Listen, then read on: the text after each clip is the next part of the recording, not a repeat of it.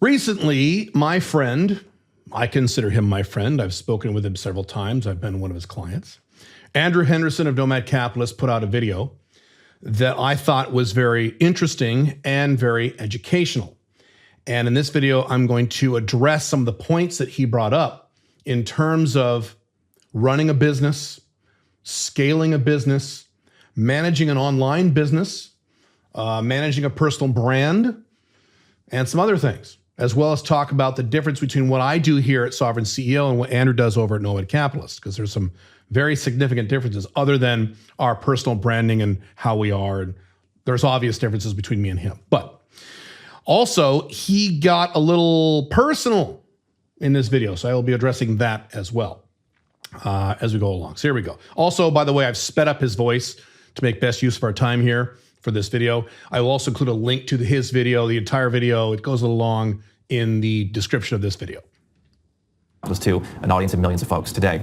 And so as I look back on that, I say to myself, every business reaches plateaus where you've got to fix the issue that's creating the plateau and then move on to the next level. We've done that at 1 million, at 2 million, at 5 million. If you've run a business and you've grown quickly, you know you have, for example, employees who are a great employee when you have $1 million in revenue, but they just can't adjust to the 5 million or the $10 million level, and you've got to eventually make a change. And it has been many years of learning the hard way. I'm reading a book right now called The Culture Map, which talks about perhaps how we could have made it easier as we hire people all around the world to have done that, but we have.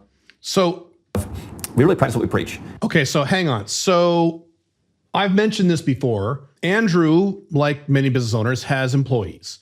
He does not follow the Alpha 2.0 business model that I teach. I teach a no employee model. And he has, I believe the number is over 60 employees now. Oh my God, kill me.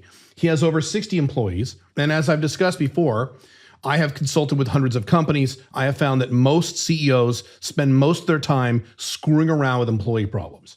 That's where they spend most of their week, the typical CEO. I don't know if that's Andrew's case or not, but this is not the first video he's made where he's kind of expressing some exhaustion at having all these employees. There is a reason I teach a no employee model. I have people in my company. I have a team. We're over 20 people now, okay? In my largest company, and I have several companies, but none of them are employees.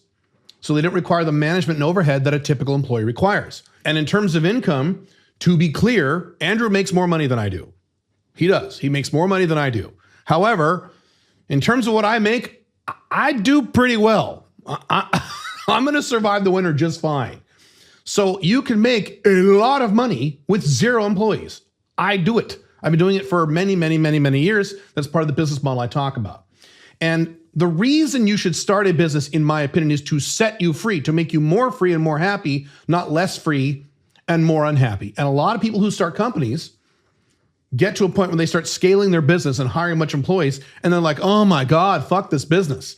Now, I'm not saying that's literally what he's saying. I'm using this as an example of a lot of other people I've worked with who start a company, they start it small, they scale it up, and by the time they're at 20, 30, 40, 50, 80, 100 employees, they're like, oh my God, ugh. I don't feel that way about my business because I have no employees. There's a reason I teach these aspects that I teach, but let's move on. This offshore stuff, this international stuff, isn't as easy as many people would like you to believe. And I've spent over a dozen years banging my head against the wall figuring this stuff out. And I believe that Nomad Capitalist is a powerful company to serve people, to help you avoid spending all those years banging your head against the wall. Now, he is right about this. He has chosen, for better or for worse, he has chosen a business model that is very complicated, Andrew. What he has chosen is, and this may have made sense for a long time ago for him, and maybe it still makes sense for him. I don't want to put words in his mouth. But he has chosen, like many business owners, a very complex business model. The service that he offers is that he will take you in as a client if you make at least 7 figures. Let me put that out there right now. I'm being clear with you, and if you don't believe me, you can go ask people who work for him. Andrew will not take you on as a client unless you're making 7 figures. Okay, so if you're not making at least $1 million a year or close to, damn, really close to it, he's not going to take you on as a client. I'm sorry, he's just not. And I wouldn't either if I were him. So, but what he offers is, he offers you the entire planet. He says, what do you want to do? And he offers you solutions from the entire planet.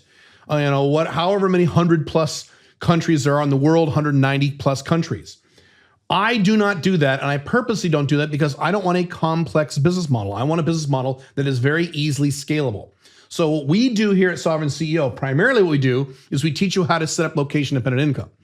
Because most people in the 5 flags international space, Andrew included, assume you already are making high six-figure or strong location-independent income, and the vast majority of those of you who consume his content, my content, don't have that yet.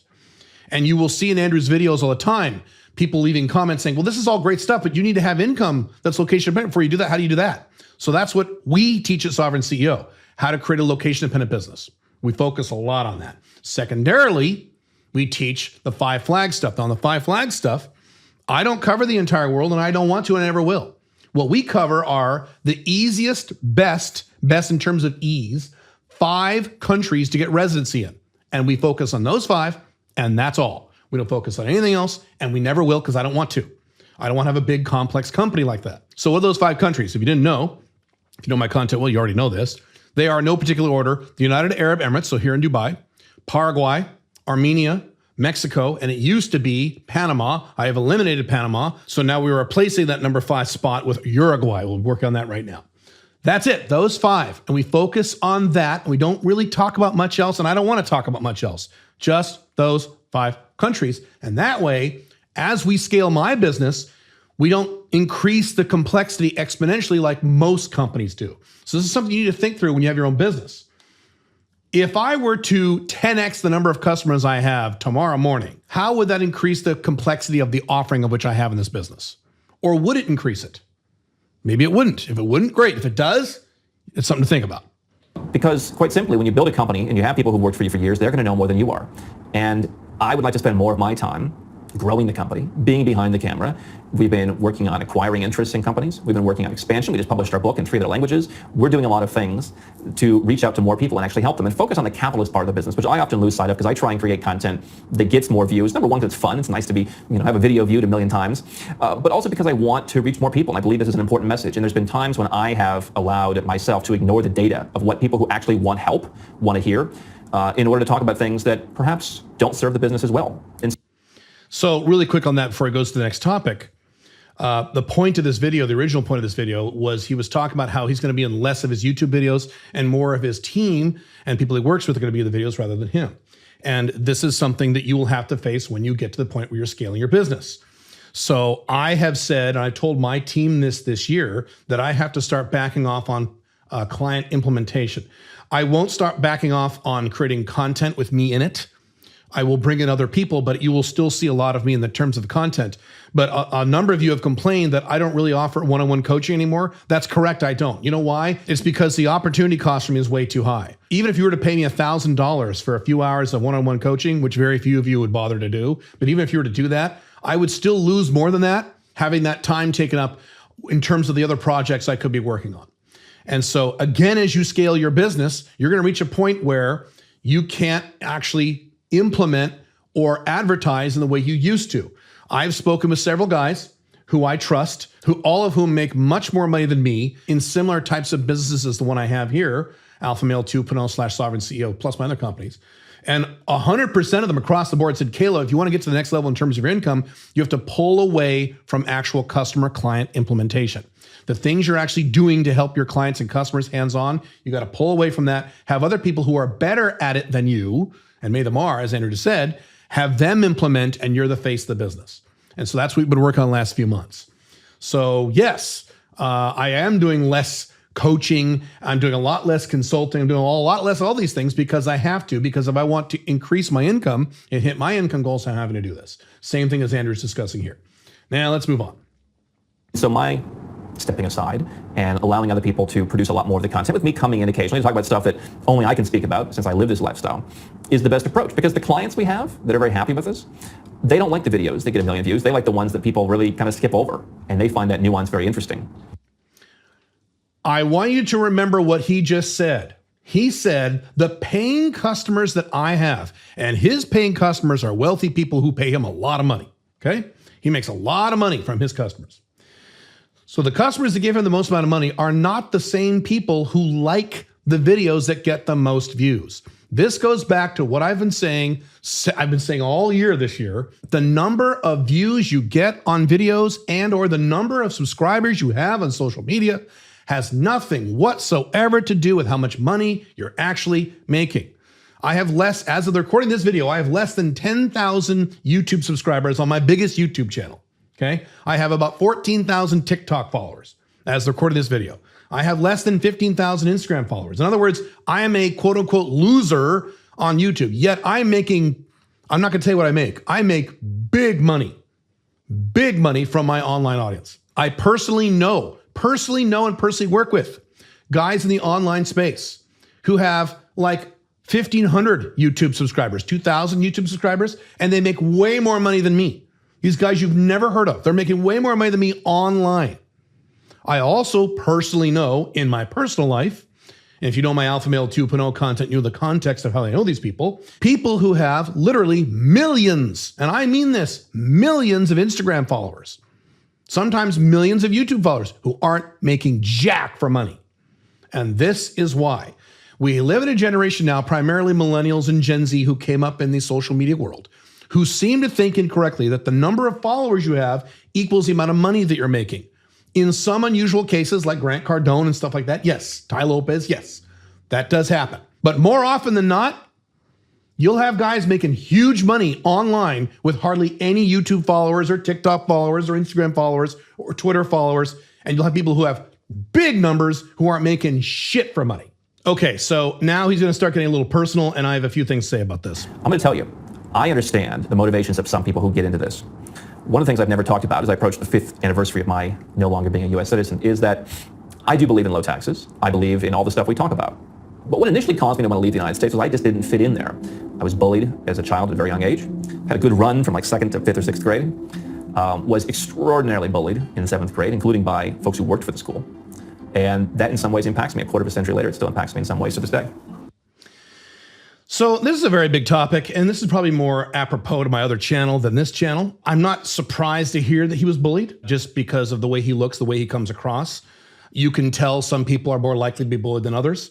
I was bullied too when I was a little kid. However, most kids were. I don't know how it is now in schools because I don't go to school anymore. I'm an old man, and my children are older, well in their 20s and 30s. So they're not in school anymore. So I don't know how it is now. But back in the 80s, back in the good old days, everyone was bullied. It was hard to find a kid, a boy in particular, that wasn't bullied. There were a few boys who weren't, but most boys were bullied to some degree, and it was part of being a kid and part of growing up. When the baby boomer generation took over the United States, when the culture started shifting to the left, all of a sudden bullying became this big epidemic, this horrible thing. And yes, it is a horrible thing. But I wasn't bullied bad. I wasn't bullied mercilessly like he was. He sounds like he really got it bad. That sucks. I was bullied a little bit, but I know from the friends that I had in school that what I encountered was nothing near what a lot of boys encountered when they were in school. I mean, guys who got beat up. I never got beat up. Guys who got locked into lockers, sometimes for an hour or longer. They would lock them in a locker. Never happened to me. Guys who had their faces shoved in toilets and crap like, never happened to me. So none of these horrible things ever happened to me. Most of my bullying was just, bigger, stronger kids yelling at me a little bit and maybe punching me in the arm, and that's about it. So this is a big topic, and this certainly goes back to the motivations as to why you want to succeed as an adult. A lot of people want to succeed in spite of this. Some people get bitter about this and get depressed, and they go to therapy or they get addicted to drugs. Some of these people overcome this, like Andrew. I mean, I would love to see the kids who bullied Andrew now. I have an idea of how much money Andrew makes. He's a wealthy motherfucker. He does really, really well. He lives a good life. So I'm glad that he's able to overcome this. But sometimes you need to think about what is the motivations behind what it is that you're doing and what are the emotional motivations. I have been open about this in terms of my emotional motivations to build companies and to have a high income. I grew up when I was little, not so much when I was a teenager, but when I was little, my family was very, very, very poor.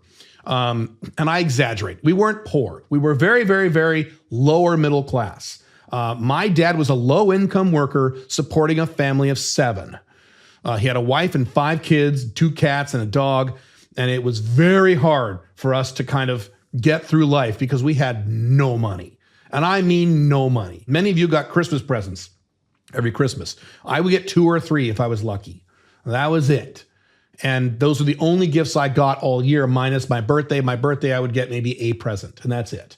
I could go on and on, but that's a big reason or emotional reason behind why I do what I do. I hated being poor when I was a kid. I used to go to my parents and say, why are we so poor? That's the kind of blunt kid I was. And when I finally got out of my house, moved out when I was 18 years old, I was poor again. I had no money and I hated it. And today I am very not poor because I remember how badly that felt. So sometimes you can use negativity to motivate you, which is what I have done, which is certainly what Andrew has done.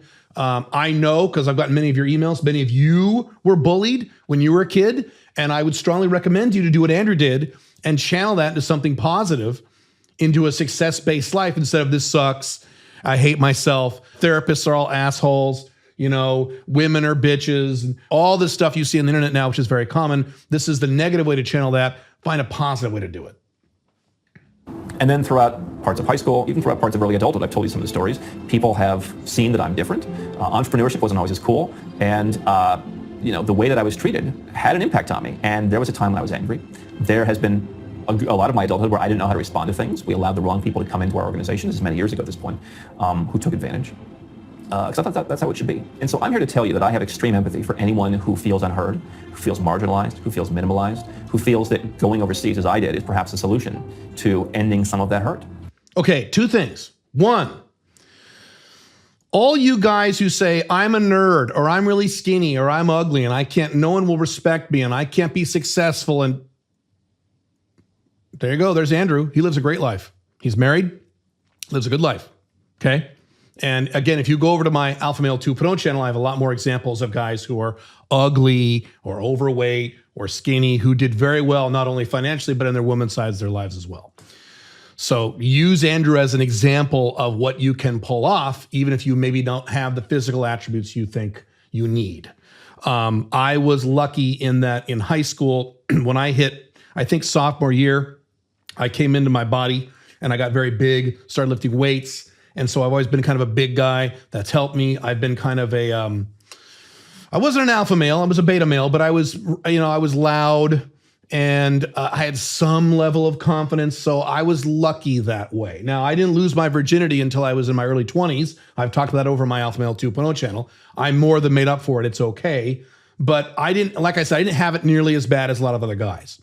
And so if you're in this category where you don't have the confidence to start a business or move out of the country or what have you, don't worry. There's a hell of a lot of people who had it just like you, or in many cases worse than you, who made these areas of their life work and did amazing things with this stuff. So that's the first piece. Second piece, he has said several times now that one of the reasons he moved out of the United States is he felt he didn't fit in. That's one of the reasons I left. Now, I'm a little different. My number one priority of leaving the United States was taxes, taxes, taxes, taxes. That's the number one, number two, number three reason I left.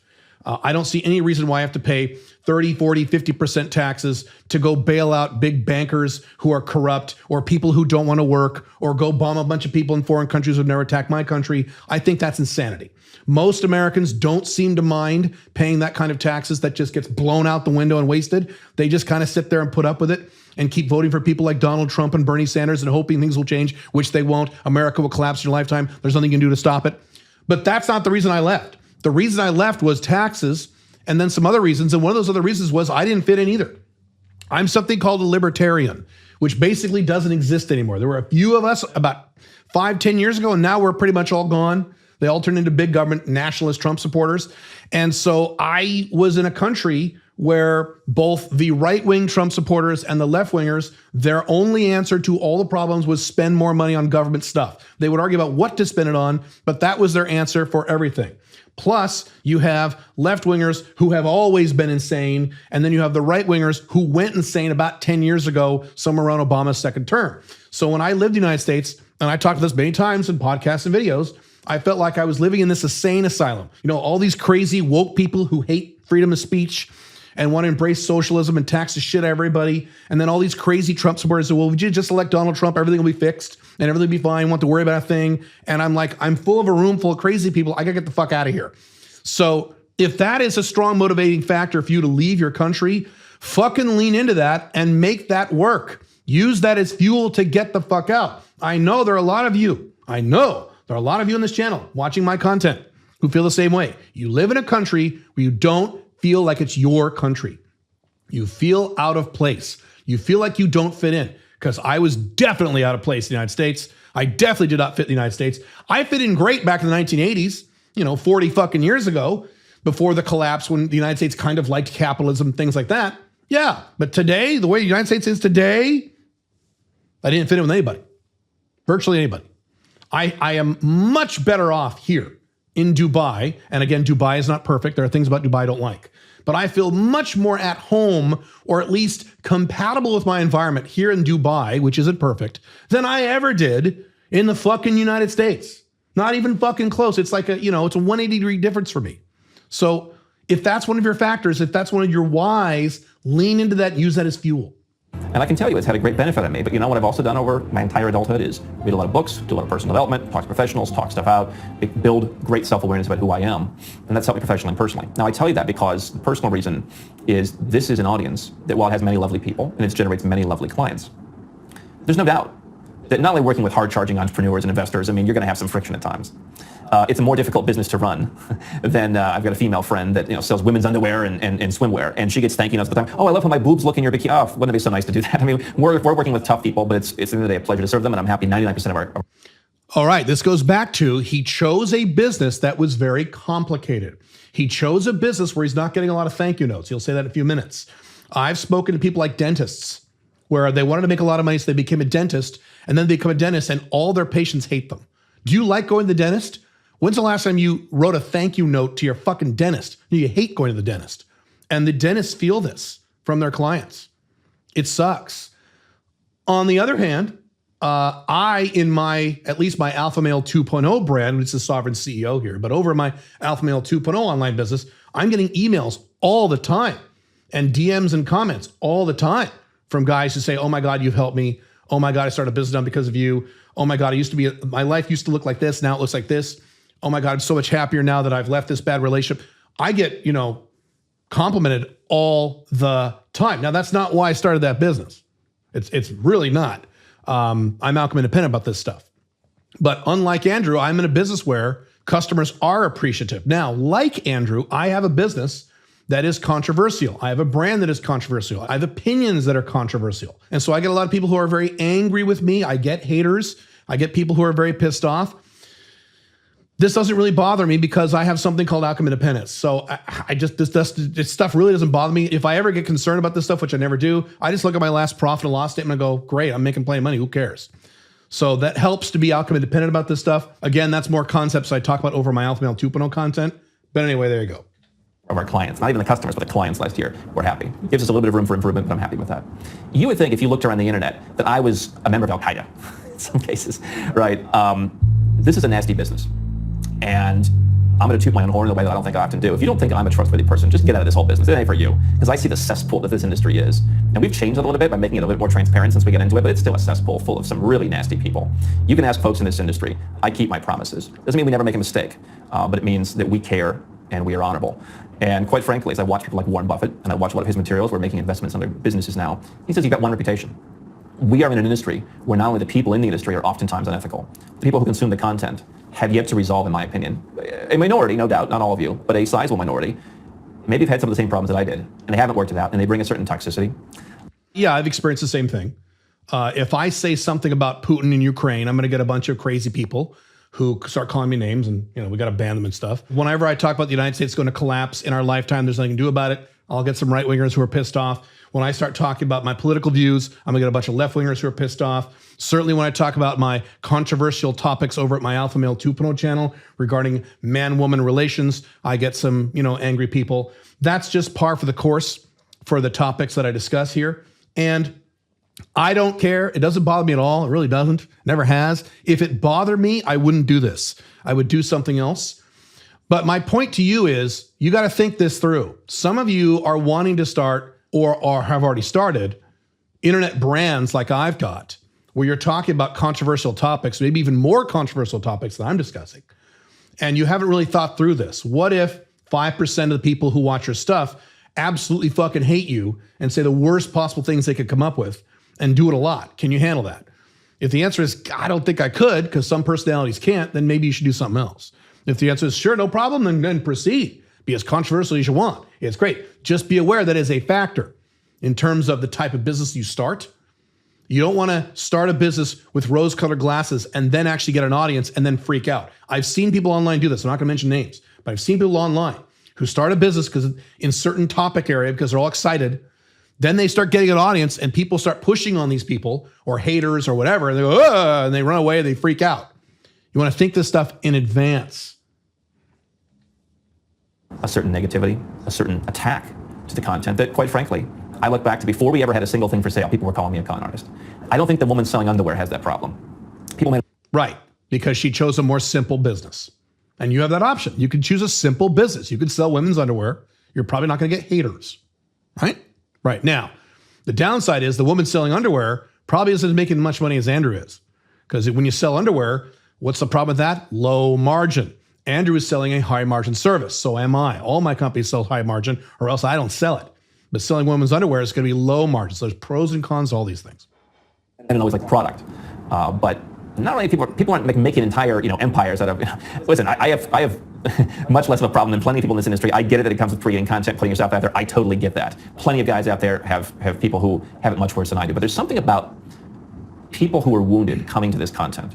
Is that enough to want to give up serving all the folks who are good? No, because I don't want to give up serving all the folks that are good. But I want to give the people who know more than I do a chance to help serve them and to help be the public face and to step back and say, the response we get sometimes here is extremely unfair. And I look back after 20 years of adulthood, which is not 50 years of adulthood, but I say to myself, I'm 38. With the stress that I have, and I put on myself, maybe I'm halfway through life. Do I want to spend the next half of my life having people call me the C word and the F word and all kinds of other nasty things, and then acting as if that's constructive criticism? Literally saying, hey man, it's just constructive criticism. Can't you handle it? So to that point, I have a video coming up because a number of you have asked me about this on how to deal with haters. I actually like haters to a degree because you need haters as part of your business model. Haters make you money. I have made hundreds of thousands, if not millions, probably not millions, but hundreds of thousands of dollars from people hating on me on the internet. So that's part of your business model to have haters. But to his point, we have a policy. It's the same policy as his. And I've had this since day one, since I became a public figure on the internet in 2009. So I'm at this for quite a while now, 13, 14 years now, where if anyone says anything ad hominem, their comment gets immediately either deleted or shadow banned. Shadow ban means they can see their comments, but no one else can see their comments. And that's just a rule. Now, that is not if they disagree with me. If you disagree with me, I will answer. And if you glance the comments on any of my YouTube videos, you'll see people disagreeing and me responding to those people in an adult fashion, usually. I don't make ad hominem attacks. I've never done that my entire life, other than super famous people like, Hillary Clinton, Barack Obama, Donald Trump. I might say those assholes. Outside that one exception, I have never made an ad hominem personal attack against anyone else on the internet, anyone else in the world. Go back to my content. Look, because I'm an adult, I don't need to go ad hominem. I can show you the facts that show you that I'm right because my opinions are all based in fact. However, we have that same policy where if you go ad hominem, your comment will be removed or deleted, and we'll get the same stuff. Oh, you can't handle constructive criticism? It's not constructive criticism if you're calling me an asshole or you're implying that I'm certain words I can't say on YouTube. That's not constructive criticism. Constructive criticism is, Caleb, you're doing this. I think it'd be much better if you did this instead. That's constructive criticism. Then what I will then do is I will look to see your results in that area. I've had this problem since day one. I've done YouTube videos about this. Guys will say, you'd get more YouTube followers if you did this. And then I will click the guy's name and he has 3 YouTube followers. Okay, so if you don't have more YouTube followers than me, I'm not interested in your YouTube advice. Sorry. Now, if you do have more YouTube followers than I do, then I'm like, oh shit, I actually write it down and implement it usually in our business plan. So it's the opposite if you do. So we look at those two things. Is it constructive criticism? Are you making ad hominem personal attacks against us? If you are, you're gone or you're shadow banned. If you're making constructive criticism, have you actually achieved results in whatever you're talking about? I've said before, never take financial advice from someone who has not made more money than you. So if you ever give me business advice, the first thing out of my mouth will be, how much money do you make? How much did you make last year? And I'm going to compare that to my number. And if your number is lower, then I'm probably going to ignore you. The one exception is if you are a very narrow niche specialist in one little area that I'm asking you to help me on. Other than that, so this works the same way. Our policy on social media, if you attack us, we block you. It's not because you got us, it's because you're a jerk. All right? And so, being in an industry where people have literally paid others to put stuff out about us, it's just not true. We found, people watch me perhaps, taking the steps to live this very unique life that takes a lot of courage to live, which is why I'm so proud of all of our clients for doing it, even the ones that can be a little rough around the edges. It takes courage. I've never had someone pay someone to put out lies about me. That has not happened yet. I don't know why someone would do that. Very interesting. But I have certainly had a lot of people lie about what I've said. Just recently, I can't give you this specific example because it's not germane to the topics here at Sovereign CEO. It's more Alpha Male 2.0 stuff. But some guy in a blog was saying something about me, and someone said like, hey, this guy's saying this. And I looked, and he said something about my marriage that was literally the opposite of the truth. He's like, because Caleb's marriage looks like this, I could never do what Caleb is doing because I would never do that. And Caleb's marriage looked literally the opposite of what he said. It was literally the opposite of what he said. So that person is very stupid and doesn't know how to read, or more likely the person is making something up because he can't use the truth to attack me, so he has to make something up. So this happens too. And again, does this bother me? No, it's fine. It's part of being on the internet. It's not a big deal. But I'm just warning you, if that kind of thing would bother you, you should probably be anonymous or do something where you don't have to be a public brand. It's easy to sit at home on YouTube and take pot shots at us. And it's easy to go out and post stuff. I mean, we did a review. As much as 85% of the stuff that people are saying about how they claim to have worked with us, they never worked with us. They just come on YouTube. They find things we talk about. Like, oh, he told me to move to Algeria. Yeah, we never told a single person to move to Algeria, right? That person is just a hater. Yeah, most people who sling hate are liars. And what's funny is the biggest thing that haters say is this person is a liar. When in fact, most haters, that's been my experience too. Most people who are hating, who say things about me are saying things that are inaccurate. Things I've never done, things I've never said, things I don't believe. Very rare. It's actually rare to find someone attacking me on the internet, just like Andrew, where what they're saying is literally objectively the truth. I literally said that or I've literally done that and they don't like it. Sometimes that happens. It's usually not the case. And it's one thing to be a hater and say, I just don't like this guy. It's another thing to make stuff up. There is a toxicity in part of this industry that I just don't want to be a part of. I want to be part of the part that actually helps people who make $5 million or $10 million or $100 million a year say, you know what, I'm not getting anything for my tax dollars. I want to help people who have serious concerns about their freedom figure out a way to protect themselves. People who are men and women of action are the ones that I want to respond to. And I believe I can do that on the business side. Listen, maybe Yovana will be the next con artist. Who knows how long it'll take before people start attacking her. But I can take the blows. But when people start making stuff up, when people start just going after your character, it's not something I want to be part of if I don't have to be. I recently looked at some statistics because we're always looking at who are the wealthiest folks in the world and how many of them are there and where are they. And I realized there's several 100,000 people in the world who are wealthier than I am. And of almost 8 billion. I've reached a very round financial milestone recently. And I said to myself, why do I want to do anything that doesn't bring me tremendous amounts of joy? I spend millions of dollars of my time every year putting out this content that someone else who knows it better can do. I'll end with that. There's an old saying, success is the best revenge. So all the people who give him hate, what percentage of those people make more money than him? Similar to me, what percentage of the guys who are criticizing my content, A, make more money than me, and B, live a better, happier personal life than I do? Probably 0%, maybe a fraction of 1%. These are just things to think about in terms of not me and not Andrew. Take these things and apply them to you in terms of the business you want to start, in terms of what to be prepared for as you scale your business, in terms of what to prepare for as you get more famous on the internet, if that's a part of your business model, in terms of your emotional reasons why you start a business, and in terms of your emotional limits as to what you can or cannot handle. It's very, very important. Really think about that stuff. Hope this video has been of value to you. See you soon. Bye.